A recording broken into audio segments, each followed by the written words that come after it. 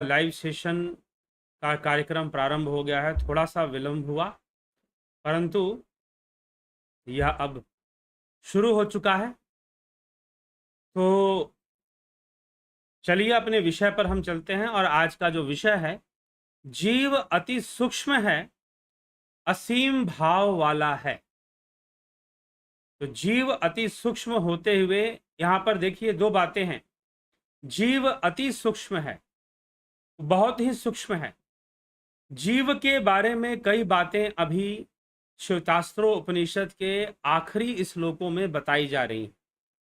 आखिरी मतलब पंचम अध्याय के आखिरी श्लोक, पूरे उपनिषद का नहीं। पंचम अध्याय के आखिरी श्लोकों पर हम चिंतन कर रहे हैं, उनका अध्ययन कर रहे हैं। उनमें जीव के बारे में कई चीजें बताई जा रही। अब तक हमने जितनी भी बातें आप सुन रहे थे, उसमें जीव की बातें थीं, लेकिन उतनी नहीं थी। आत्मा के विषय में बहुत कुछ बताया जा रहा था, फिर परमात्मा के विषय में, ब्रह्म के विषय में, ब्रह्म आत्मा एक ही विषय है, बहुत कुछ बताया जा रहा था। लेकिन जीव के ऊपर बहुत कुछ नहीं बताया जा रहा था।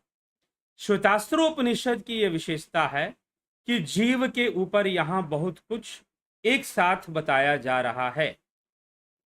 ठीक है, तो जीव अति सूक्ष्म है और असीम भाव वाला है, ये कहा जा रहा है। तो इसको हम समझने का प्रयास आज करेंगे। तो क्या कहा जा रहा है, देखिए कहा जा रहा है, श्लोक क्या कहता है इस विषय में। अष्टम श्लोक हमने देखा था कल, 8वें श्लोक पर हमने चर्चा की थी, जिसमें कि जीव को उसमें भी सूक्ष्म बताया गया है, लेकिन अहंकार और संकल्प से युक्त, बुद्धि और गुणों से युक्त, रवि तुल्य, ऐसे ऐसे बातें, अंगुष्ठ मात्र परिमाण वाला, ये सब बातें बताई गई। अब जो है यहां पर लिखा जा रहा है, वालाग्रशत भागस्य शतधा कल्पितस्य च भागो जीवः स विज्ञेयः स च नान्त्याय कल्पते। बालाग्रशत भागस्य, बाल की नोक के 100वें भाग के पुनः 100 भागों में कल्पना किए जाने पर जो एक भाग होता है वही जीव का स्वरूप है। बालाग्रशत भागस्य शतधा कल्पितस्य च भागो जीवः स विज्ञेय स च आनन्त्याय कल्पते। च सह आनन्त्याय कल्पते, अर्थात बाल की, बाल मतलब हमारे जो बाल होते हैं ना, सिर पे बाल जो होते हैं, ठीक ना।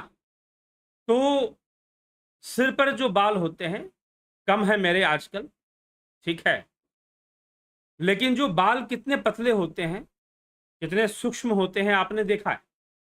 तो क्या कहा जा रहा है, बालाग्रशत भागस्य, बाल का जो नोक है, मतलब कि जो बाल का जो नोक है, बाल का जो टिप है, सिरा है उसका, आखिरी सिरा जो बाल का होता है, उस नोक के बराबर, ठीक है, उस नोक के बराबर कहा जा रहा है। और फिर क्या क्या कहा जा रहा है, बाल के नोक के 100वें भाग। अगर बाल का नोक सोचो कितना छोटा हो सकता है, बाल का नोक कितना छोटा हो सकता है, आप विचार करो।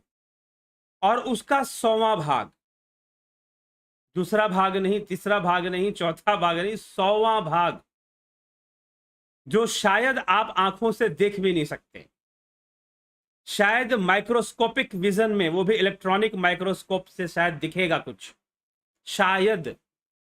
अभी आगे और भी कुछ लिखा जा रहा है जी, इतना ही नहीं लिखा गया, आगे क्या लिखा गया है देखिए। आगे कहा जा रहा है कि बाल के नोक के 100वें भाग के पुनः 100 भाग, आप कल्पना कर लीजिए, कर लीजिए, इतना सोच लीजिए आप। बाल के नोक के 100वें भाग का पुनः 100वां भाग कर दिया जाए, उसमें से जो एक भाग होगा, उतना सूक्ष्म जीव है। जो एक भाग होता है वही जीव का स्वरूप है। इतना सूक्ष्म जीव का स्वरूप समझना चाहिए, ठीक है। तो बाल के नोक के 100 भाग कर दो और उन 100 भागों में से एक भाग का फिर 100 भाग कर दो, फिर उसका जो एक भाग होगा वो जीव का स्वरूप है। कितना छोटा, शायद मुझे लगता है कितना पावरफुल माइक्रोस्कोप भी होगा कि नहीं होगा। इतना माइक्रोस्कोप भी इतना पावरफुल होगा कि नहीं होगा कि इतने सूक्ष्म चीज को देख पाए। एक तो बाल का नोक, बाल नहीं बोला जरा, मान लो कि सिर से एक बाल तोड़ लो। अब जो बड़े बड़े बाल रखते हैं लोग या महिलाएं रखती हैं, उनके बाल तो लंबे तो होते हैं, लेकिन उसकी जो नोक है, जो आखिरी पॉइंट है बाल का, जड़ नहीं, जड़ से निकलकर जो लास्ट पॉइंट जो बाल का है, उसकी नोक को तोड़ लो, कितना छोटा होगा, इतना सा निकलेगा वो। बाल की नोक कितनी हो सकती है, छोटी सी होगी एकदम। अब उसका 100 भाग करो, करे कौन 100 भाग? आंखों से दिखेगा क्या? या कोई ऐसी औजार है कि बाल की नोक का 100 भाग कर दे? वैसी औजार भी तो होनी चाहिए फिर। तो बाल के, लेकिन यहां कल्पना करने के लिए कहा जा रहा है, समझाने के लिए बात बताई जा रही है कि बाल की नोक का 100 भाग कर दो। अब उन 100 भागों में से किसी एक भाग को लेकर उसका भी 100 भाग कर दो। अब वो उसमें से जो एक होगा वह जीव का स्वरूप है। तो वास्तव में जो ये बात कही जा रही है कुछ इस तरह से है नहीं, लेकिन उसकी सूक्ष्मता को समझाने के लिए, उसकी सूक्ष्मता को समझाने के लिए कि जीव कितना सूक्ष्म है, जीव कितना सूक्ष्म है, यह समझाने के लिए यह बात उपमा देते हुए लिखी जा रही है कि जीव अत्यंत ही सूक्ष्म है भाई। तुम उसको मेजरमेंट करने का व्यर्थ का प्रयास बंद करो, लेकिन वो है, उसका अस्तित्व है, जीव है। अब दूसरा कॉन्ट्राडिक्शन आने वाला है इसमें। क्या आने वाला है? क्या कहा जा रहा है? कहा जा रहा है कि जीव तो अति सूक्ष्म है, वही जीव का स्वरूप विज्ञेय समझना चाहिए, और वह अनंत्याय, अनंत्याय असीम भाव वाला होने में समर्थ है। बताओ, हाँ जी, कितना सूक्ष्म है, कितना सूक्ष्म है? बाल की नोक का 100 भाग कर दो, उसमें से एक भाग का 100 भाग और कर दो, उसका जो एक भाग होगा वो जीव का स्वरूप होगा। और वो क्या है? असीम भाव वाला है। स्वरूप इतना सूक्ष्म है और असीम भाव वाला। माइक्रोचिप, क्या होता है माइक्रोचिप? छोटा होता है, डाटा खूब कलेक्ट करता है, लेकिन ये जीव, इसका जो चिप है, अब इतने सूक्ष्म में मन बुद्धि चित्त अहंकार है। ये आपको एक अंदाजा लगाने के लिए कि भैया तुम उसकी सूक्ष्मता को जानना चाहते हो, कितना सूक्ष्म है वो, तो जान लो। बाल की नोक का 100 भाग कर दिया, उस 100 भाग में से एक भाग का 100 भाग और कर दिया, वो जो उसका एक भाग बचेगा, एक भाग निकलेगा, उसको तुम जीव का स्वरूप मानो। और उसमें रहते हैं मन बुद्धि चित्त अहंकार, इतने सूक्ष्म में उसमें रहते हैं मन बुद्धि चित्त अहंकार। अब चित्त में सारा डाटा स्टोर, कई जन्मों का, कई जन्मों के कर्म संस्कार आपके चित्त में बंधे हुए हैं। सोच लो, वैज्ञानिक यहां माइक्रोचिप बनाते हैं डाटा को स्टोर करने के लिए, छोटा सा छोटा बनाने में लगे हैं। अभी तक उतना छोटा नहीं बना पाए हैं कि बाल के 100 भाग का एक भाग का और 100 भाग कर दो, उसके बाद जो बचेगा एक भाग, उसको जीव का स्वरूप मानो। और उसमें भी मन बुद्धि चित्त अहंकार का वास, और उसमें भी वो चित्त जो है सारे जन्मों का डाटा लिए हुए है, पिछले सारे जन्मों के संस्कारों को, इंप्रेशंस को स्टोर किए हुए अपने अंदर। सोच सकते हैं कहां तक की बात की जा रही है। तो अब यहां पर क्या लिखा जा रहा है? सबसे बड़ी बात क्या है कि इतना सूक्ष्म है, और इतने सूक्ष्म होने के बाद भी असीम भाव वाला है। असीम भाव, अनेकों भावनाओं, इसकी भावनाएं असीम है, उसका कोई अंत नहीं, उसकी कोई सीमा नहीं है, क्योंकि यह भाव युक्त है, अहंकार युक्त है, संकल्प युक्त है। संकल्प का होना ही तो भावनाओं का होना है। तो असीम भाव वाला है, मतलब इसमें अनेकों भावनाओं की तरंगे इसमें उठती रहती है। कितनी सूक्ष्मता, अगर नाप तोल थोड़ा सा पता हो, थोड़ी सी फिजिक्स का मेजरमेंट पता हो, तो सोच सकते हो कि कितनी छोटी वस्तु के लिए बात कही जा रही है। एक तो बाल का नोक इतना सा, अब उसके भी 100 टुकड़े कर दो, उसमें से एक टुकड़ा लो, उसका और 100 टुकड़ा कर दो। अब जो एक टुकड़ा होगा वो जीव का रूप होगा, जीव का स्वरूप होगा। लेकिन वो इतना सूक्ष्म जीव असीम भाव रखने वाला है। सबसे बड़ा चमत्कार ये है, जो सबसे बड़ी बात यहां कही जा रही है कि बाल ग्रशात भागस्य च शतधा कल्पितस्य भागः सह जीवः विज्ञेयः च सह आनंत्याय कल्पते। ठीक, तो बाल की नोक के 100वें भाग वाला और उसके एक भाग का अगर 100वां भाग किया जाए तो उसका जो एक भाग बचेगा वो जीव का स्वरूप। लेकिन वह इतना छोटा जीव, इतना सूक्ष्म जीव और इतना शक्तिशाली कि वह असीम भाव रखने वाला, असीम भाव, भावनाओं की तरंगे उसमें उठती रहती हैं और वो वहां से इस इतने बड़े शरीर को कंट्रोल करता है। दूसरा बड़ी बात है, दूसरा आश्चर्य करने वाली बात है। तो आश्चर्य है कि इतना सूक्ष्म जीव इतने बड़े शरीर को क्या कर रहा है, पूरी तरह से कंट्रोल किए हुए है। इतना सूक्ष्म जीव, उसके अंदर जन्मों जन्म के डाटा स्टोर हैं, जन्मों जन्म का डाटा उसके अंदर स्टोर है। पिछले जन्मों के कर्म संस्कार, इस जन्मों के कर्म संस्कार, सबको अपने अंदर स्टोर किए हुए है और भावनाओं तरंगों को उठाता रहता। असीम भाव वाला है, मतलब उसकी कोई सीमा नहीं है भावनाओं की, कितना डाटा वो अपने अंदर स्टोर कर सकता है, अनेकों जन्मों के। ठीक है, तो ये सारी चीजें हैं, ये सारी बातें हैं जीव के विषय में। तो जीव कितना रहस्यमय है, उसके रहस्य को प्रकट किया जा रहा है। क्योंकि वो लौकिक बुद्धि से ये सब चीजें विशेष रूप से समझ में नहीं आती, ध्यान योग के माध्यम से हम जीव की गति को बहुत अच्छे से समझ पाते हैं।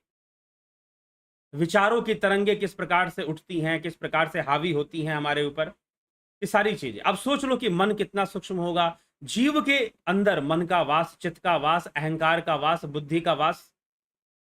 बुद्धि मतलब ये ब्रेन, फिजिकल ब्रेन की बात नहीं होती है, एक बात ध्यान रखिएगा।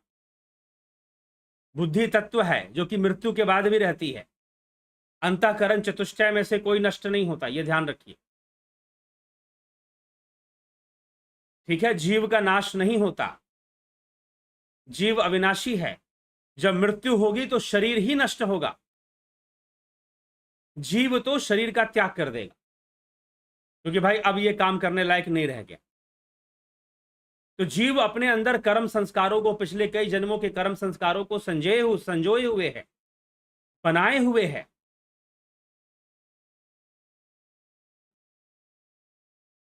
ठीक है, तो ये हमें समझना होगा मित्रों। तो जीव का जो कॉन्सेप्ट, सिर्फ देखिए बहुत सारी बातें क्या हैं कि सिर्फ अध्ययन कर कर, नैव आत्मा प्रवचनेन लभ्यो न मिथ्या न बहुना श्रुतेन, बहुत सुनने से, बहुत प्रवचन से समझ में नहीं, बस हाँ प्रेरणाएं मिलती हैं, प्रेरणाएं मिलती हैं। पूरी तरह से जो कॉन्सेप्ट क्लियर होता है वो ध्यान योग से ही संभव हो पाता है। ठीक है, मात्र कल्पनाओं से नहीं, सुनने से नहीं, सुनकर पढ़कर कल्पना कर लेने से नहीं हो जाएगा, ज्ञान नहीं हो जाएगा। आपने कुछ पढ़ लिया ब्रह्म के बारे में, आत्मा के बारे में, जीव के बारे में कुछ सुन लिया, तो आप एक इमेजिनेशन करोगे, अच्छा ऐसा ऐसा है, ऐसा ऐसा लिखा गया है, ऐसी ऐसी बात समझ में आ रही है। कुछ समझ में नहीं आ रहा है, कुछ समझ में नहीं आ रहा है। सच्चाई ये है, क्योंकि जब तक ध्यान योग नहीं करोगे, जब तक अनुभव नहीं करोगे, अनुभव की प्रक्रिया में प्रवेश नहीं करोगे, तब तक तो सही मायने में जो भी कॉन्सेप्ट बनने वाले हैं वो डिफेक्टेड हो सकते हैं।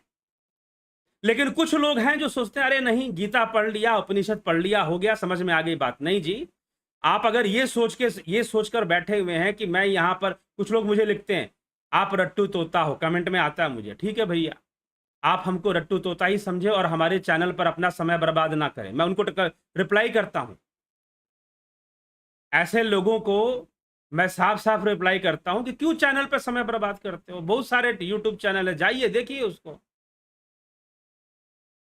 जब तुमको नहीं पसंद आ रहा तो समय मत बर्बाद करो, यहां जाओ यहां से, ठीक है। उनको सीधा ये मैं बोल ही देता हूं, क्योंकि ये कभी मत सोचना कि मैं अगर यहां उपनिषद के श्लोक पढ़, क्योंकि मुझे रटे हुए नहीं हो तो मैं पढ़ के तो बताऊंगा ना, ठीक है। तो मैं आपको बता रहा हूं, लेकिन जो बता रहा हूं वो मात्र पढ़ के बता रहा हूं, ऐसा मत सोचना। मैं कई बार उपनिषदों में जो टीका किया होता है मैं बिल्कुल वैसा नहीं बोलता हूं।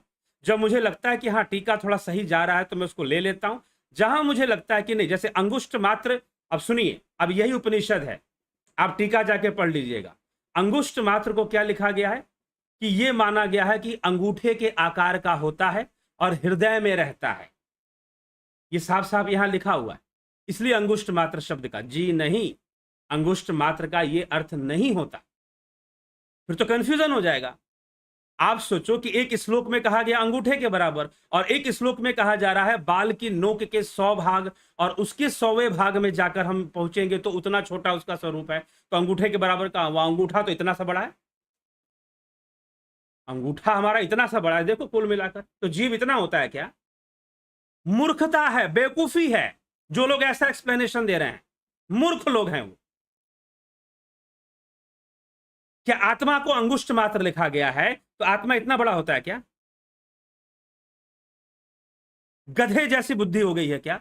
सीधा मैं बोलूंगा, जबकि श्वेतास्त्रोपनिषद में ही लिख दिया गया है कि आत्मा तो तुम्हारे शरीर के कण-कण में प्रवेश कर जाता है, जीव का भी पूरी सत्ता बनाकर रखता है। सबसे ज्यादा जीव की सत्ता मस्तिष्क में काम करती है, दिमाग पर पूरा कंट्रोल रखता है, ठीक है।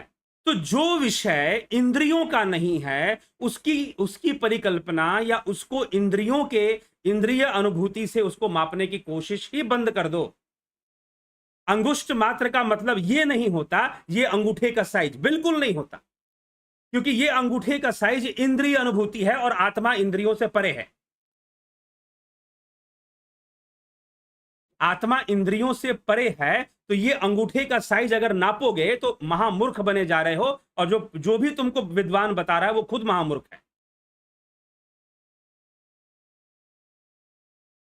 ठीक है। तो कुछ लोग मानते हैं कि अंगुष्ठ मात्र मतलब अंगूठे के साइज का, तुम महामूर्ख और तुमको बताने वाला महामूर्ख। सीधी सी बात, एक शब्द में बता रहा हूं, चाहे तुम्हारे गुरुजी हो चाहे तुम्हारा कोई भी हो, ठीक। तो महामूर्ख बने जा रहे हो। जो विषय इंद्रियातीत है, इंद्रियों के परे है, वो इंद्रियों के मापदंड में आने वाला नहीं है, उसका मेजरमेंट आप नहीं कर पाओगे, उसका मेजरमेंट आप नहीं कर पाओगे, सीधी सी बात। तो इसीलिए कभी यह मत सोच लेना कि मैं जो यहां बताता हूं वो कोई पढ़ के बताता हूं, नहीं। बात सही लगती है तो ले लेता हूं, नहीं तो अपनी बात बताता हूं, ये लिख लीजिए।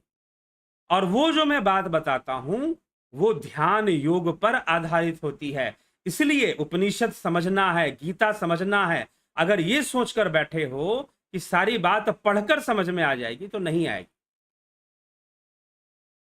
ध्यान योग में उतरना पड़ेगा, ठीक है, ध्यान योग में उतरना पड़ेगा। तो अगर सोच रहे हो कि पढ़कर हम इंटेलेक्चुअल बन जाएंगे, यू आर ए फुलिश, ठीक, नहीं बन पाओगे। तो यहां पर अंगुष्ठ मात्र के लिए अंगूठे का आकार भी लिख देंगे कि अंगूठा मतलब अंगूठे के बराबर जीव होता होगा, आत्मा अंगूठे के बराबर होती होगी। होश में हो, कितनी बार चर्चा हो चुकी कि इंद्रियातीत है, इंद्रियों से परे है, पारमार्थिक है, व्यवहारिक नहीं है। ब्रह्म की सत्ता व्यवहारिक नहीं है, मतलब व्यवहार में नहीं आती है, इंद्रिय व्यवहार में ब्रह्म नहीं आ सकता है। इसीलिए ब्रह्म की सत्ता व्यवहारिक नहीं है, पारमार्थिक है, इंद्रियों के परे है, इंद्रियातीत है। उसकी तुलना इंद्रिय अनुभूति से करना बंद कर दो। ठीक है, हाँ, एग्जाम्पल्स लिए जा सकते हैं, उपमाएं ली जा सकती हैं समझाने के लिए। जैसे मैं कई बार उपमा लेता हूं बिजली का, पंखा का, लेकिन बिजली पंखा थोड़ी ना है कोई। बिजली पंखा भी तो इंद्रियों की चीज, लेकिन चलो कुछ कॉन्सेप्ट समझने के लिए। लेकिन जो ओरिजिनल जो कॉन्सेप्ट आने वाला है ना, ओरिजिनल कॉन्सेप्ट जो दिमाग में सेट हो सकता है, जो समझ में आ सकती है, बिना ध्यान योग के नहीं आ सकती, बिना ध्यान योग के नहीं आ सकती है। ठीक है, तो ये कभी मत सोचना। और जो लोग रेगुलर सुनते हैं वो समझते हैं, कोई यहां पर चीजें पढ़कर रटकर नहीं बताई जाती हैं। ठीक है, तो ये आप अच्छे से समझिए। तो विषय ध्यान योग का है। जीव को सूक्ष्म से भी अति सूक्ष्म बताया जा रहा है, और साथ ही साथ असीम भाव वाला। असीम भाव वाला मतलब कि उसके अंदर जो भाव तरंगे उठती हैं उसकी कोई सीमा नहीं है, नो एंड। वो बहुत बड़ा चक्र है अपने आप में, और वही चीज है जो हमें बांधे रखती है, वही चीज है जो हमें बांधे रखती है, हमें बंधन में रखती है। ठीक, तो यह विषय आप इसको क्लियर कर ले। और कभी भी मत बोलिएगा कि जीव ये अंगूठे के बराबर है या आत्मा अंगूठे के पता नहीं कहां से लोग सोचते हैं, फिर बोलना पड़ेगा घुटने से सोचते हैं क्या? वो परिमाण वाला है, कहने का मतलब उसकी इंपॉर्टेंस है। अगर शरीर में जीव को अंगुष्ठ मात्र कहा जा रहा है कि अगर शरीर में जीव ना रहे तो जैसे ये चारों अंगुलियां बेकार हो जाती है, अगर अंगूठा ना रहे तो चारों अंगुलियां एक तरह से व्यर्थ हो जाती हैं। वैसे ही अगर जीव ना रहे तो ये शरीर व्यर्थ है, अगर जीव ना रहे तो ये शरीर व्यर्थ है। इसीलिए अंगुष्ठ है, अंगुष्ठ मात्र है। ठीक, लेकिन अगर साइज मान लोगे कि अंगूठे के साइज के बराबर है तो मेरे ख्याल से बहुत बड़ी मूर्खतापूर्ण बात होगी ये। फिर तो अगला श्लोक गलत हो जाएगा। अगला श्लोक जो लिखा जा रहा है कि बाल के नोक, जो हमारे बाल हैं उसके नोक का 100 भाग कर दो, अब उसके एक भाग का 100 भाग और कर दो, अब उसका जो एक भाग होगा उतना सूक्ष्म जीव है। तो वही अंगूठा तो इतना बड़ा है, अगर अंगूठे के आकार ले लोगे तो अंगूठा तो इतना बड़ा है ना। फिर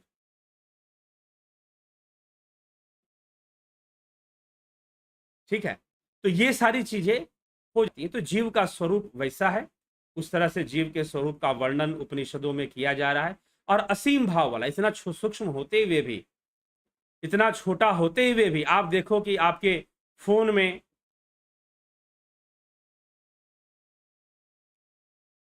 आपके कंप्यूटर में हार्ड डिस्क, माइक्रोचिप, कई चीजें लगती हैं, लेकिन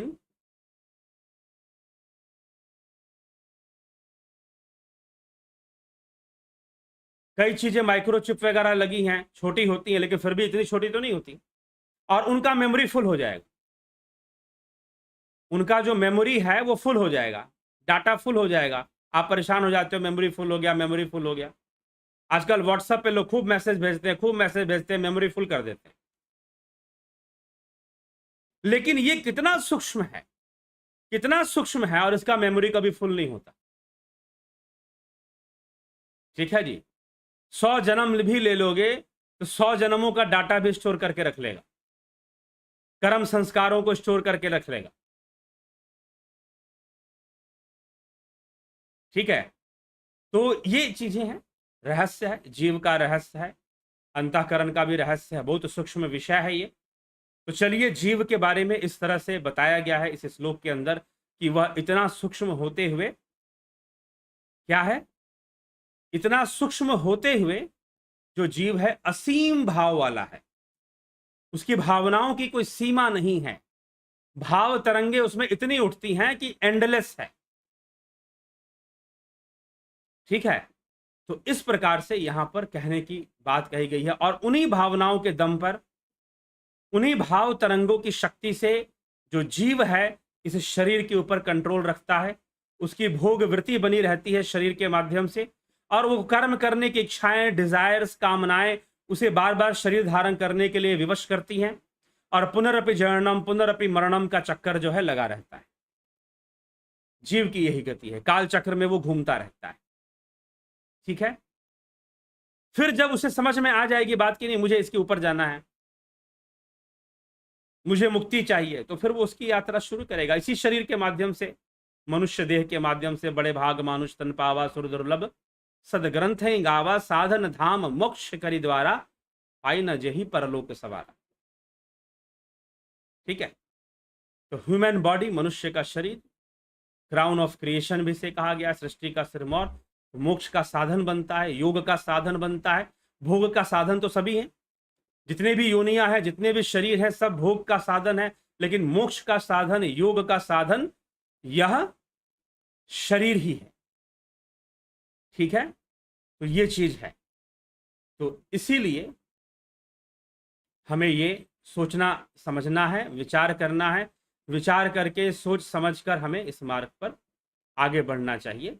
तो चलिए अब आपके कमेंट्स पर ध्यान देते हैं, आपने क्या लिखा है उसको देख लेते हैं और फिर इसको विराम देंगे, चर्चा को। जगत नारायण जी अभिनंदन है। जमाल खान जी, वेदांत के अनुसार फलदाता ईश्वर है, मीमांसा के अनुसार कर्म स्वयं है, दोनों में विरोध क्यों है, कृपया समझाएं। वेदांत के अनुसार फलदाता जो है ईश्वर है, मेरे ख्याल से अद्वैत वेदांत में तो ऐसी मान्यता नहीं है।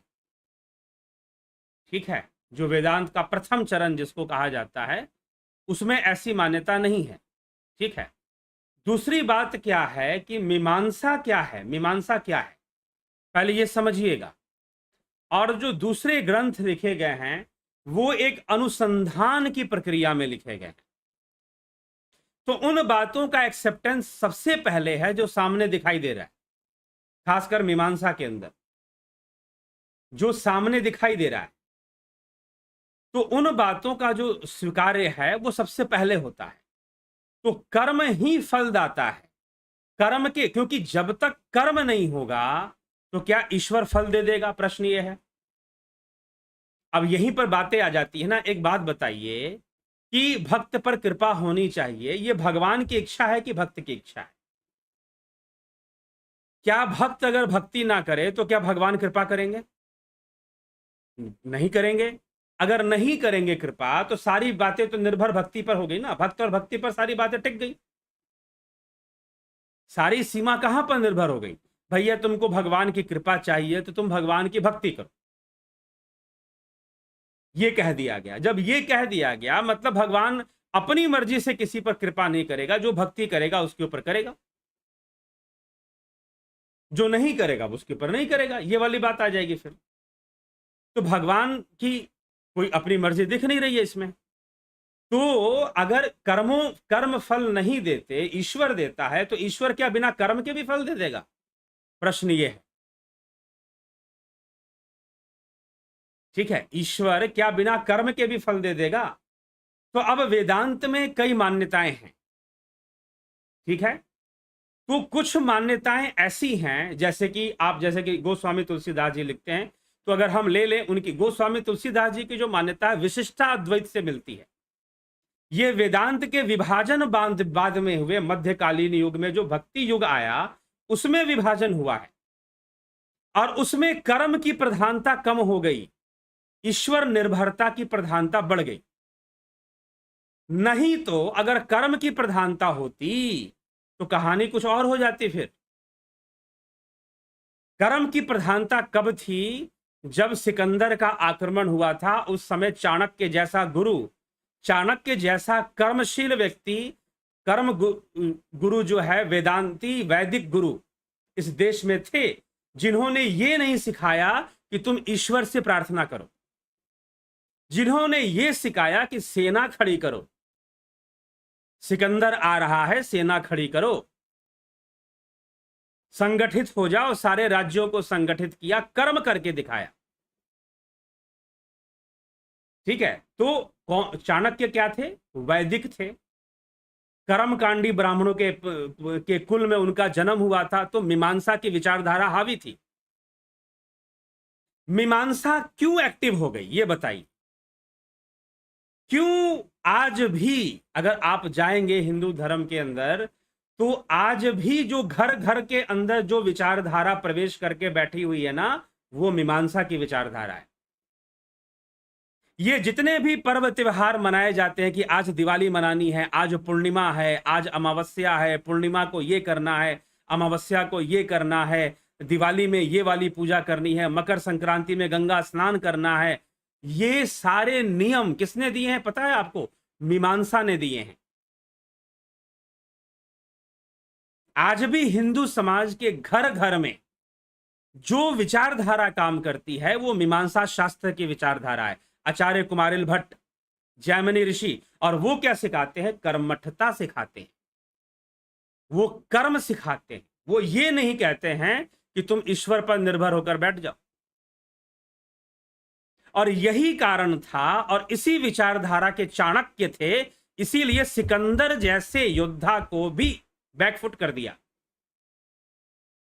लेकिन जो बाद में विचारधारा आई, मध्यकालीन युग में जो विचारधारा आई, उसने लोगों को ईश्वर पर इतना निर्भर होना सिखा दिया कि सब कुछ, सारी जिम्मेदारी छोड़कर राम राम कृष्ण कृष्ण, छोड़ो जी, खत्म करो।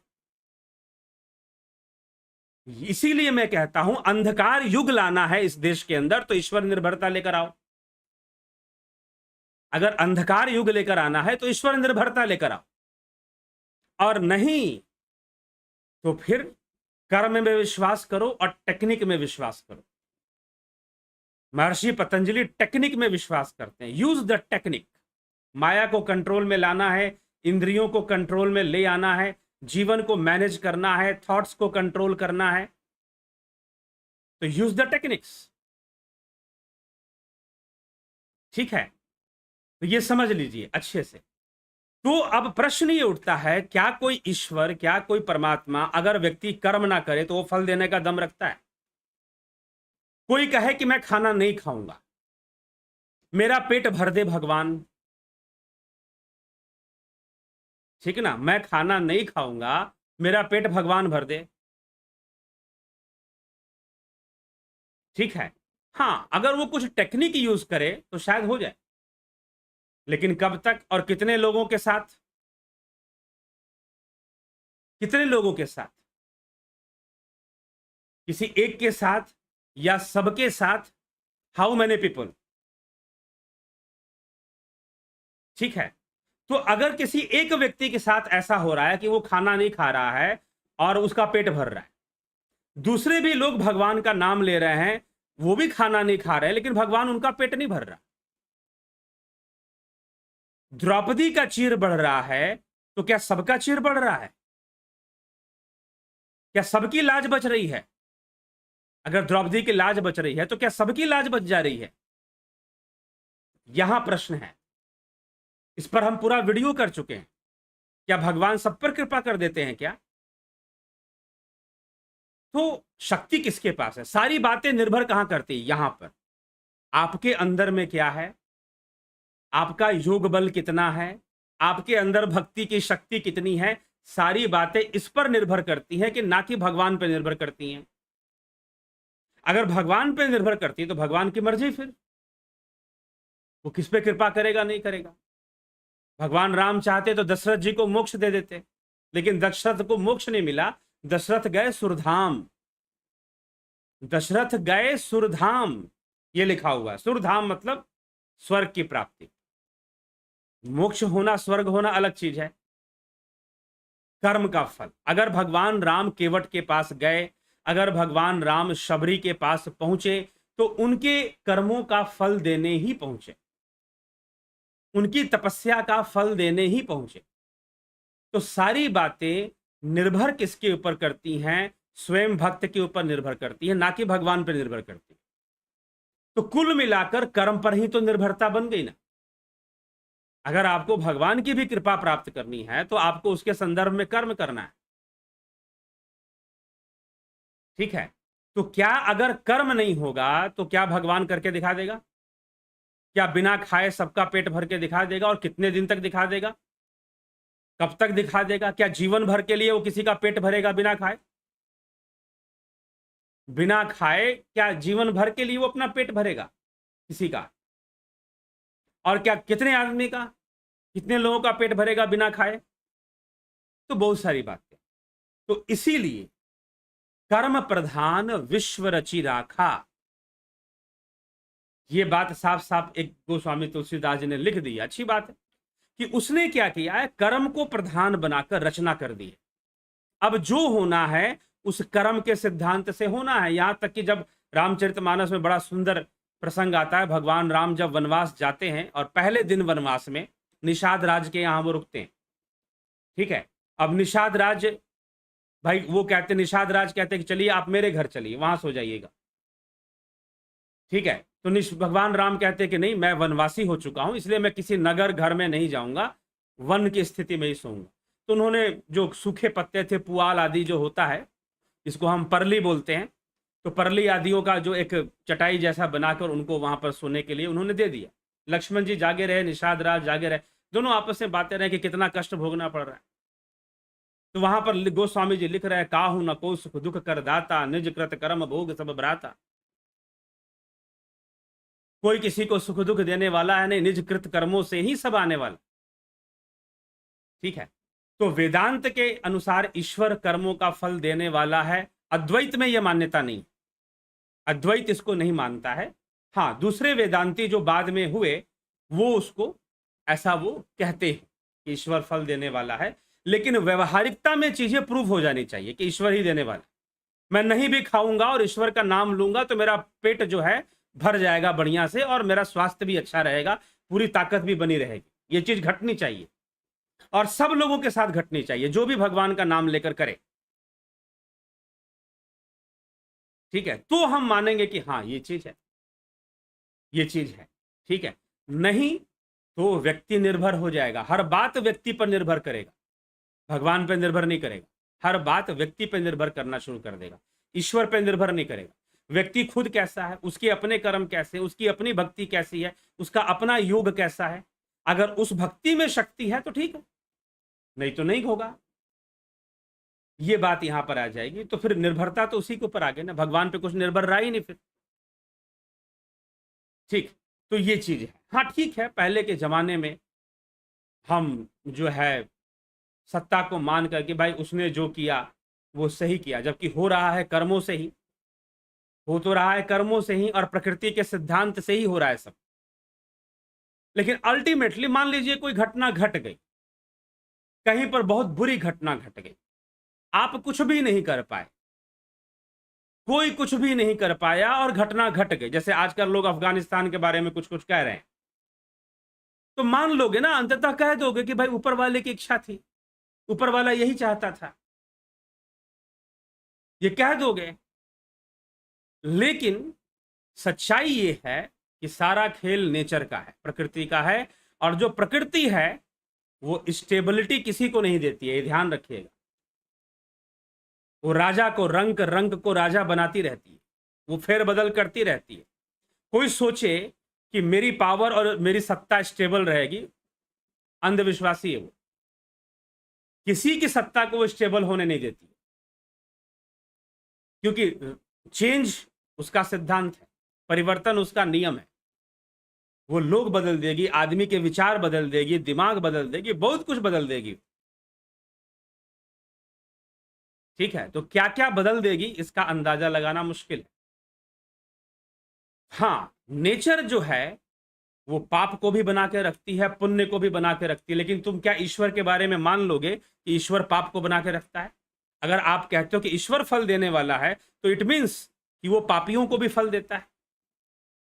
कौन सा फल देता है? अच्छे वाले फल उनको दे देता है। फिर तो जितने भी बुरी चीजें हैं उसका कारण ईश्वर ही तो है फिर। ठीक, तो फिर आप कॉन्सेप्ट ले आओगे शैतान का कि नहीं नहीं, शैतान हमेशा ईश्वर के विरुद्ध में लगा रहता है, फिर शैतानी कॉन्सेप्ट यहां पर आ जाएगा। फिर इसका मतलब ये आ गया कि ईश्वर इज लिमिटेड, कोई ऐसी पावर है जो गॉड की पावर को लिमिट कर रही है, रोक रही है। जिसको हम शैतान कह रहे हैं, इविल पावर कह रहे हैं, जिसका कोई कॉन्सेप्चुअल फिगर सनातन धर्म में नहीं है। किसी भी शास्त्र में शैतान के बारे में नहीं बताया हुआ। हाँ, माया का रूप है, गुणों का रूप है, तामसी गुण हावी होगा, तमोगुण रजोगुण जब मिल जाएंगे तो पाप पैदा करेंगे। रजोगुण और तमोगुण के मिलने से पाप बढ़ता है। पापी व्यक्ति, आदमी पाप, जिस व्यक्ति के ऊपर रजोगुण तमोगुण मिलकर हावी हो जाएंगे वो व्यक्ति पाप की ओर आगे बढ़ेगा, पाप कर्म की ओर आगे बढ़ेगा। ठीक है, तो ये कॉन्सेप्ट यहां पर है, ना कि इविल का। तो इविल प्रकृति के अंदर ही है, इविल प्रकृति का गुण है, एक नेचर का एक गुण है इविल। वो रहेगा रहेगा, वो हमेशा उसको बना के रखेगी, छोड़ेगी नहीं कभी। ठीक, तो तमोगुण रजोगुण सतोगुण ये बनेगा बनेगा। जब सतोगुण और रजोगुण मिलेगा तो पुण्य कर्म होगा। ठीक, तो ये कॉन्सेप्ट फिर आ जाता है। तो इसीलिए जो प्रैक्टिकल है, जो व्यवहारिक है, वो यही दिखाई देता है कि कर्मों में ही फल देने की क्षमता होती है, कर्म ही फल पैदा कर देते हैं, एक्शन ही रिएक्शन को डिसाइड करता है। ठीक है, हमने एक बॉल जोर से दीवार पे मारा, वो बॉल टकराकर पीछे कितनी दूर जाएगा, ये इस बात पर डिपेंड करेगा कि कितनी जोर से बॉल को मारा गया। तो एक्शन, जो रिएक्शन आने वाला है वो किस पर निर्भर है, एक्शन के ऊपर निर्भर है। ये फिलॉसफी है मीमांसा की, बिल्कुल न्यूटन लॉ की तरह। मीमांसा का जो ये कर्म सिद्धांत है न्यूटन के लॉ की तरह है, वो एकदम न्यूटन का जो एक्शन रिएक्शन हम लॉ पढ़ते हैं, मीमांसा बिल्कुल वैसे ही कहती है कि जैसा कर्म होगा वैसा फल आपको मिल जाएगा। अगर बहुत तेज से आप पूरा खींचकर दीवार पर अगर एक स्पंज का गेंद मारो तो वो उतनी ही तेज से वापस आएगा, अगर धीरे मारोगे तो धीरे से वापस आएगा। तो मीमांसा इस फिलॉसफी पर अपनी बात को रखती है कि कर्म के अंदर ही फल देने की क्षमता है, और उसी क्षमता को वो कहते हैं अपूर्व की शक्ति, अपूर्व का सिद्धांत। ठीक ना, और इसी फिलॉसफी के आधार पर उन्होंने कर्मकांड सिद्धांत दिया कि जैसा हम एक्शन लेंगे वैसा रिएक्शन होगा। इसीलिए उन्होंने कर्मकांड सिद्धांत दिया, पूजा पाठ के नियम बनाए, व्रत उपवास के नियम बनाए, खास खास तिथियों पर जब ग्रहों का बुरा प्रभाव होता है, जैसे कि मकर संक्रांति, मकर राशि में सूर्य का प्रवेश, मकर राशि शनि की राशि है, सूर्य का प्रवेश ग्रहों का, ये फिर एस्ट्रोलॉजिकल है सारी चीजें। ठीक है ना, ग्रहों का सूर्य का प्रवेश होने से एक नकारात्मक माहौल बनता है। इसीलिए उस दिन जो है आप तेल मसाले वाली चीजें ना खाओ, खिचड़ी खाओ, कुछ जगहों पर लोग चूड़ा दही खाते हैं, दही का सेवन ज्यादा करते हैं, और गंगा स्नान करो, सुबह जल्दी उठकर स्नान करो, ध्यान करो, उस दिन दान पुण्य करो, उस दिन हो सके तो बुजुर्गों को गरीबों को दान देकर आओ मकर संक्रांति के दिन। तो जितने भी ये नियम बनाए गए हैं सनातन धर्म में पर्व त्योहारों का, ये सब कर्म के आधार पर बनाए गए हैं कि हाउ टू, प्रकृति कैसी है, प्रकृति को समझो और उसके अनुसार कर्म करो। कर्मों से ही तुम्हें सुख और शांति का अनुभव होगा। प्रकृति को संतुलित करने के लिए कर्मकांड का सिद्धांत दिया गया। तो मीमांसा 100%, जिसको कहते हैं टोटली, ये फिलॉसफी देता है, बिल्कुल न्यूटन का जो एक्शन रिएक्शन लॉ है उसके अनुसार। ये बात अलग है कि न्यूटन बेचारा बहुत बाद में आया, मीमांसा तो हजारों वर्ष पहले लिख दी थी जैमिनी ऋषि ने, कि जितना मेजरमेंट आपका एक्शन का होगा उतना ही रिएक्शन सामने से आने वाला है। बस स्ट्रांगली बिलीव है मीमांसा का। बस ये है कि चलो हम ये फिजिकल मोशन के बारे में बात कर रहे हैं, वो कर्मा के बारे में यही मानते हैं। वो कर्म में यही मानते हैं कि भैया जितना कर्म करोगे, जैसा कर्म करोगे, वापस लौटकर तुम्हारे जीवन में वैसे ही आने वाला है। ठीक है, जैसी करनी वैसी भरनी। ठीक है, ये सिद्धांत। लेकिन कर्म का फल भी कौन देगा, तो मीमांसा कहता है कि नहीं जी, कोई ईश्वर नहीं देगा। वही बात जो न्यूटन लॉ प्रूव करता है कि अगर धीरे से गेंद मारोगे तो गेंद भी वापस लौट के धीरे से आएगी, खूब खींच कर मारोगे तो गेंद भी उतनी फोर्स से वापस लौटेगी। तो मीमांसा कहता है कि ये चीज है। कर्म का जो फल है वो कर्म के अंदर ही है, कहीं और नहीं।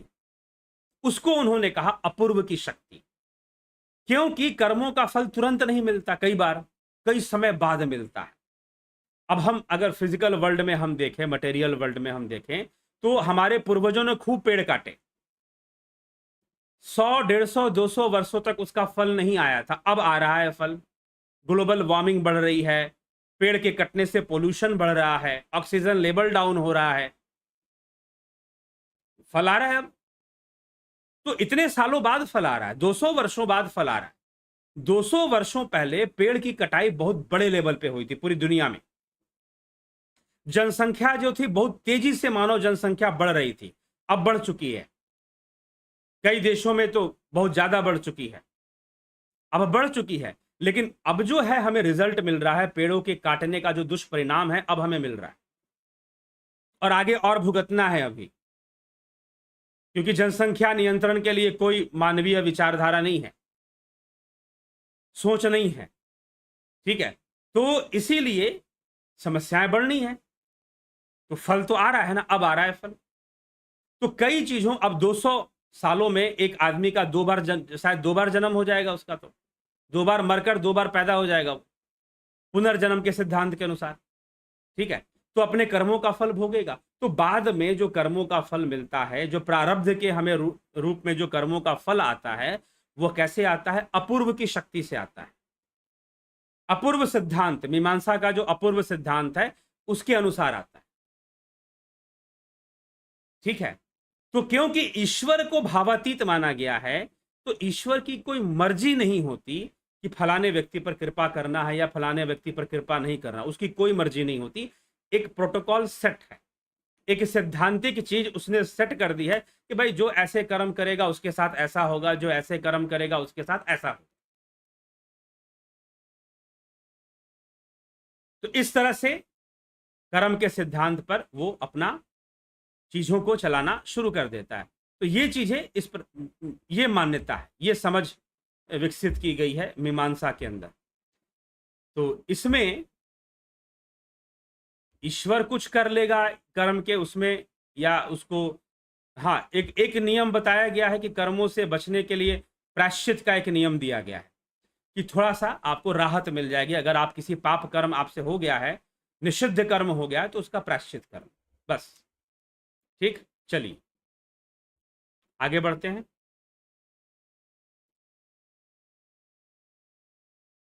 विक्रम सिंह जी, गोपाल शर्मा, बलदाऊ नाथ योगी, नरोत्तम मिश्रा, ललित गर्ग, बद्री लाल, अनिल कुमार, एसपी सैनी, राम निवास मीना, अमृत सिंह, पाल सिंह। गुरुदेव, इस मृत्यु लोक में शरीर तो मरण धर्मा है, तो फिर हनुमान जी, शिव जी, शंकर, अश्वत्थामा और गुरु कृपाचार्य शरीर में अमर कैसे? अमर तो लिखा ही नहीं गया, कहाँ लिखा गया कि अमर होगा?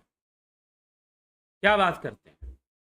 पहली बात तो ये प्रमाण दीजिए कि अमर हो गए, और शिव जी की बात नहीं आती, शिव जी की गणना उसमें नहीं, ठीक ना। परशुराम है, कृपाचार्य हैं, और अश्वत्थामा है, हनुमान जी हैं, और एक और है कोई, भगवान शिव का नाम उसमें नहीं आता, ये ध्यान रखिएगा।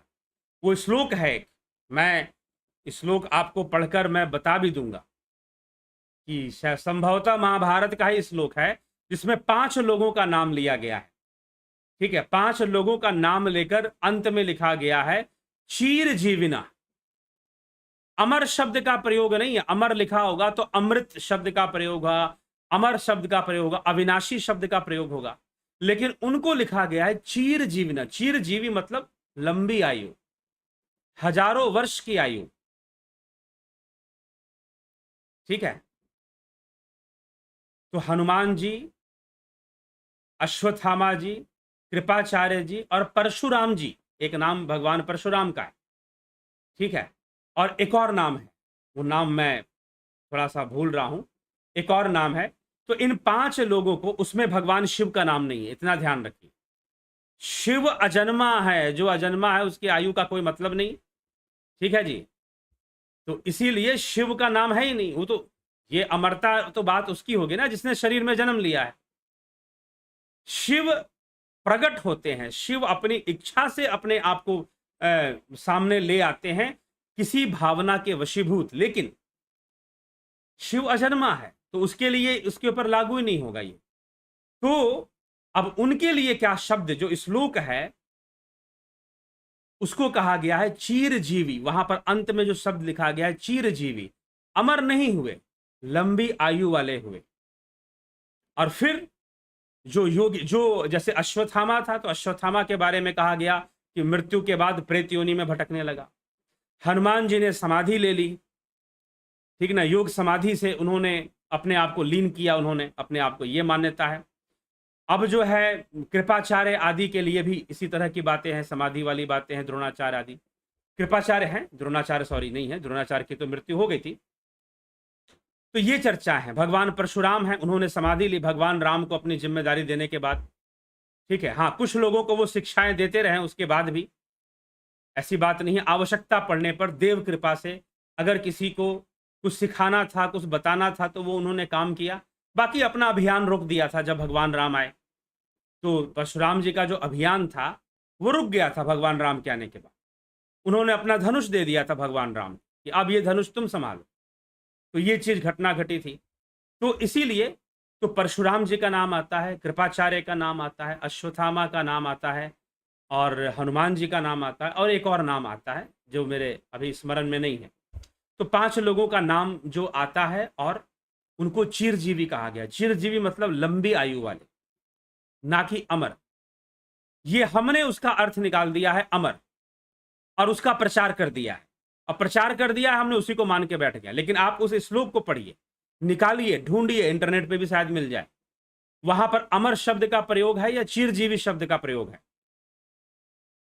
ठीक है। तो चिरजीवी शब्द का प्रयोग है, लंबी दीर्घ आयु वाले। बहुत लंबा समय हो जाने के बाद इन्होंने योग समाधि के मार्ग से अपने देह का त्याग किया था। सिर्फ अश्वत्थामा था जो कि प्रेत योनि में गया था, ऐसी चर्चा है। रोमेश चोपड़ा जी, रमेश पेशवानी जी, माधुरी कोल्हे जी, दूर देवराम बंकर जी, भूप सिंह खिच्चर जी, रूपलाल विश्वकर्मा, अजीत कुमार किशु, जय सचिदानंद है, कल्याण भाव रखने वाले संत भगवान, क्या जीव स्थूल इंद्रियों और अंतःकरण से युक्त है, या फिर नहीं, इंद्रियां सूक्ष्म होती हैं। स्थूल तो ये हाड़ मांस का देह है जो कि इंद्रियों की तरह, इंद्रियां जो सूक्ष्म हैं वही इनका यूज करती हैं, इनको प्रयोग में ले आती हैं। इंद्रियां सूक्ष्म होती हैं, ठीक। गुरुजी, मैं आपसे यह सवाल पूछना चाहता हूं। कन्हई कुमार, सोमनाथ सिंधे, उषा श्रीवास्तव, दर्शन पटेल। मैं चाहता हूं कि इतनी उम्र में जैसे कर्म किए हैं, ज्ञान योग से कर्म बंधन छूट सकते हैं, या उसका प्रायश्चित करना पड़ेगा, या फिर किसी तरह से कर्म बंधन छुड़वाने की विधि बताओ। कर्म बंधन छुड़वाने की विधि योग मार्ग है जी, बिल्कुल ठीक ना। योग मार्ग के द्वारा ही कर्म बंधन छूटता है। रावत माइक्रो, गुरुजी प्रणाम। मैं जीव आत्मा को तत्व रूप में जानने के इच्छुक हूँ, उसके लिए उसके क्या लक्षण हैं? तत्व रूप में जानना चाहते हैं, ध्यान योग से समझिए। सिर्फ अध्ययन मात्र से नहीं होगा, और तर्क से मात्र नहीं होगा। कुलदीप सिंह, योगेंद्र पंडित, राजू पाल, हरि, पिंटू वासवा, इसके मिन्हास। हमारे ध्यान योग करने से परिवार के मृत व्यक्ति और पितरों को कुछ लाभ प्राप्त होगा? बिल्कुल होगा। आपके ध्यान योग करने से उनको भी लाभ प्राप्त होगा, निश्चय ही होगा। यह एक अलग विज्ञान है वैसे, इसलिए बहुत ज्यादा मैं इसका विस्तार नहीं करूंगा। आपने जो प्रश्न किया है बस उतना कि हाँ, लाभ होगा, ठीक है। जय श्री कृष्ण। गुरुजी, ध्यान करते समय गलत गलत बातें याद आता है, कब भटक जाता हूं पता ही नहीं चलता। बिल्कुल सबके साथ होता है ऐसा, सबके साथ होता है। लेकिन सही गाइडेंस में और सही प्रोसेस में अगर ध्यान को आगे बढ़ाएंगे तो इससे बहुत जल्दी निजात पा लेंगे, मुक्त हो जाएंगे। गुरुजी, जीव का अस्तित्व इतना सूक्ष्म बताने का यह मतलब निकलता है कि जीव का स्वरूप मूलतः भ्रम मात्र है। जीव का स्वरूप भ्रम कैसे है भाई? इतना सूक्ष्म है जितना है, ठीक है। भ्रम थोड़ी ना हुआ, जीव तो है ही, ये तो लिखा ही जा रहा है कि जीव है। भ्रम थोड़ी ना लिखा जा रहा, सूक्ष्म है, अति सूक्ष्म है, जो तुम मेजरमेंट में नहीं ला सकते, इतना सूक्ष्म है जीव का रूप। आप उसको भ्रम मात्र, आप अपनी बुद्धि से उसका कंक्लूजन भ्रम मात्र निकाल रहे हैं, ठीक है, ना कि वहां पर भ्रम मात्र समझाया जा रहा है। वहां तो समझाया जा रहा है कि भाई अति सूक्ष्म होकर असीम भाव वाला है, तभी तो भावनाओं को पैदा कर रहा है। ठीक है, तो ये आपने जो भ्रम मात्र निकाला वो अपना डेरिवेशन है कि आपने डिराइव कर लिया कि इसका मतलब भ्रम होगा। ठीक है जी, तो भ्रम मात्र साधना से जानिए ना हर चीज को, तर्क से जानेंगे क्या। मधु अवस्थी, गंभीर शाह, सुंदर लाल वर्मा। गुरु जी, क्या आत्मा का साक्षात्कार होता है या नहीं? जी हाँ, होता है। विमला शाह जी, शर्मानंद पंडित, नीति सिन्हा जी, अलका काले, बलवंत सिंह गोहिल, अभी अभी, SKM, पंकज रघुवंशी, गुरु जी राम राम, चंद्रेश्वर पांडे जी। आत्मा का जब साक्षात्कार होता है तो जीव का भान कब होता है? उसी प्रोसेस में होता है। जब आप साक्षात्कार ध्यान योग से हम साक्षात्कार की ओर आगे बढ़ेंगे तो आत्मा हमें समझ में आए उससे पहले जीव समझ में आ जाएगा। आत्मा समझ में आए उससे पहले जीव समझ में आ जाएगा। जीपच मंडल जी, ओम मंत्र से पहले ओम का उच्चारण करने का क्या रहस्य समझाइए। ओम पूर्णमदा पूर्णमिदं पूर्णाद पूर्णाद पूर्णमुदच्यते। ओम मंत्र से पहले, ओम मंत्र कौन सा होता है? मंत्र से पहले ओम का उच्चारण करने का महत्व होता है। ठीक है, उसकी शुद्धता बनती है, उसकी पूर्णता बनती है। सरोज कृष्णानी जी, विनु चंद्र गुरुदेव, माया महामाया में अंतर बताने की कृपा करें। माया और महामाया में अंतर बता, एक ही चीज है जी, अलग अलग चीज नहीं। भाव जैसे कि मित्र और परम मित्र, आत्मा परमात्मा एक ही चीज है। माया महामाया एक ही चीज है। बहुत बड़े रूप में जब हम उसका चिंतन करते हैं तो हम उसे महामाया कह देते हैं। ठीक है, और जब हम मात्र एक नॉर्मल वे में कहते हैं तो हम माया कहते हैं। वैसे ही आत्मा और परमात्मा है, एक ही चीज है। जब हम उसे सर्वव्यापी और बहुत विशाल रूप में हम उसका चिंतन करते हैं तो हम उसे परमात्मा कह देते हैं। जब हम उसे सूक्ष्म रूप में उसका चिंतन करते हैं तो हम उसे आत्मा कह देते हैं। लेकिन वो चीज एक ही है, अलग अलग चीज नहीं। अफंता प्रोडक्शन, AK भट्ट, गुरुजी प्रणाम। अकर्म का क्या फल होता है? ठीक है जी, अकर्म एक कॉन्सेप्ट है जो कि गीता के अंदर लिया गया है। कर्म और अकर्म की बातें किए गए हैं। तो कई बार क्या होता है कि करना ना करने के बराबर होता है और ना करना करने के बराबर होता है। कर्मण्य कर्म या पश्चेद कर्मणि च कर्म या सप मनुष्येषु, तो ये भगवान ने यहाँ पर कहा है। तो सबुद्धिमान जो कर्म अकर्म की गति को जानता है। ठीक है, तो भगवान कहते हैं कि अर्जुन, एक योगी पुरुष कुछ ना करता हुआ भी वो संपूर्ण कर्म करने वाला है, और एक संसारिक मनुष्य कुछ ना करता हुआ सब कुछ फंसे जा रहा है। तू कह रहा है कि मैं कर्म नहीं करूंगा, लेकिन फिर भी तू कर्म बंधन में फंसेगा। और योगियों की भांति तो युद्ध कर कर भी कर्म बंधन में नहीं फंसेगा, ये भगवान समझाना चाहते हैं। इसीलिए अकर्म का कॉन्सेप्ट उन्होंने वहां पर लाया कि अकर्म क्या है। ठीक है, तो योगी कुछ ना करते हुए भी संपूर्ण कर्मों को करने वाले बन जाते हैं। ठीक है, और एक सांसारिक मनुष्य कहे कि मैं कुछ नहीं करूंगा तो भी कर्म बंधन में फंसेगा, तो उसका अकर्म सिद्ध नहीं होगा फिर। ठीक, ये चीज है, वीडियो बनी हुई है, कर्म अकर्म विकर्म तीनों पर वीडियो बनी हुई है, उसके पीछे जाइए सुनिए उसको। पिछले मंत्र में अंगुष्ठ मात्र और अर्गरव मात्र, ये कुछ कंफ्यूजन है? कोई कंफ्यूजन नहीं है, सूक्ष्म है। अर्गरो मात्र का अर्थ भी वही है जो यहां पर अभी लिया गया, बाल के नोक के बराबर। ठीक ना, बाल के नोक के बराबर वही उसका अर्थ है। और अंगुष्ठ मात्र का अर्थ है अंगूठे की तरह परिमाण वाला, मतलब उतना महत्व रखने वाला, उतना इंपॉर्टेंट रखने वाला। ठीक है, आज मैं एग्जांपल क्या लेता हूं बताइए? बिजली और पंखे का।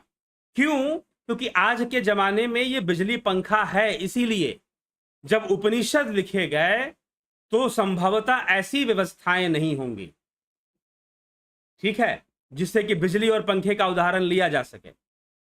जैसे कि बिजली के बिना पंखा, वायरिंग, बल्ब, ट्यूब लगाना, ये सारी चीजें जो है क्या है, व्यर्थ हैं अगर बिजली नहीं है तो।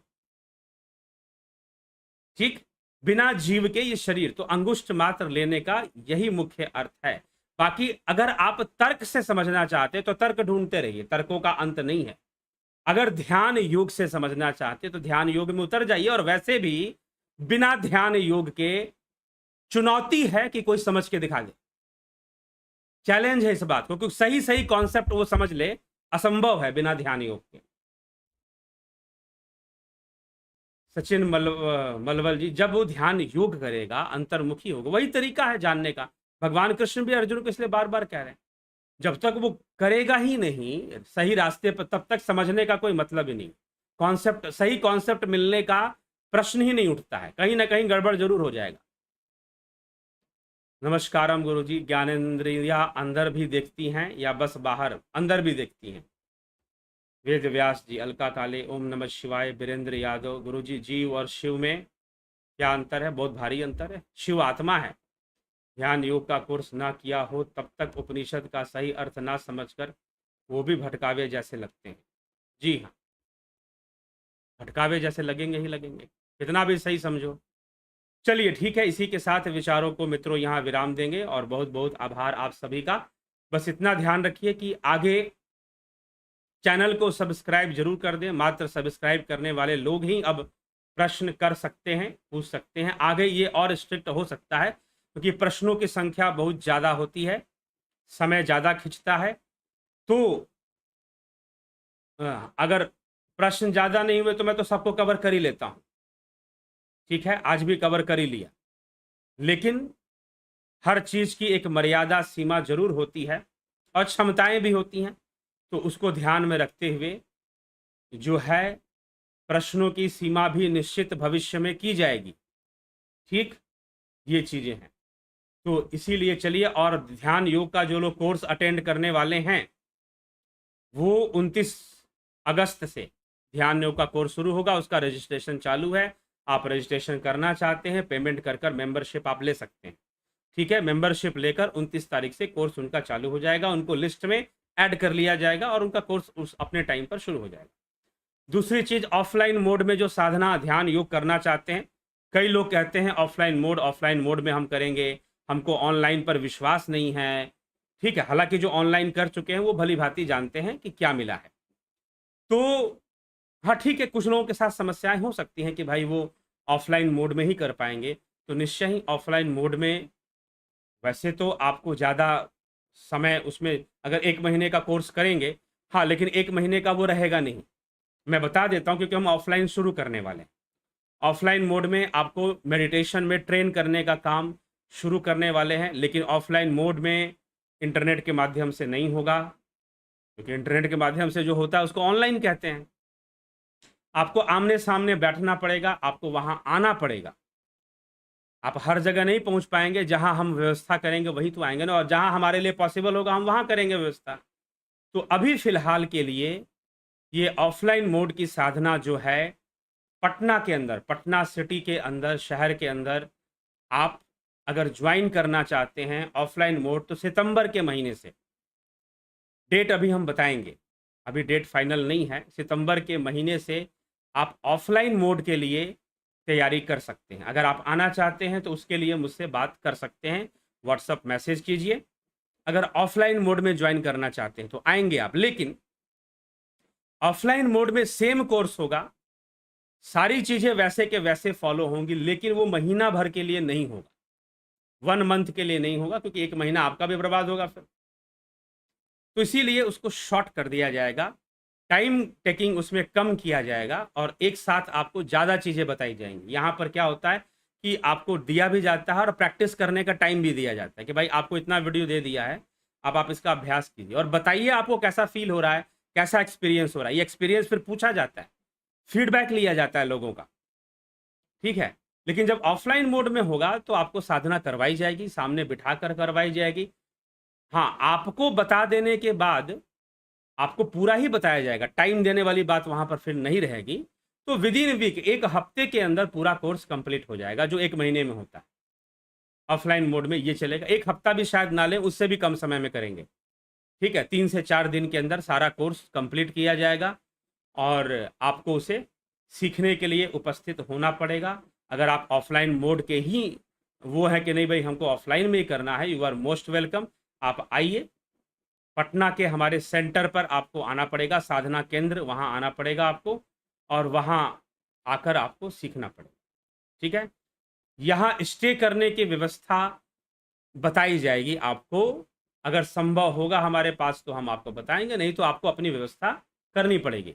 अगर आप आउट ऑफ पटना से आ रहे हैं, पटना के ही रहने वाले हैं, अगर आप पटना शहर के ही रहने वाले हैं या नज़दीक के रहने वाले हैं, पटना शहर के आसपास जो शहर है जहाँ से आना जाना पॉसिबल है, ठीक है, कि आप आ गए, थोड़ा सा कोर्स करके फिर चले गए बाई ट्रेन, लोकल ट्रेन जो चलती रहती हैं उनके माध्यम से आए और चले गए, तो कुछ ऐसा आप कर सकते हैं तो इट्स ओके, तो भी आप अटेंड कर सकते हैं।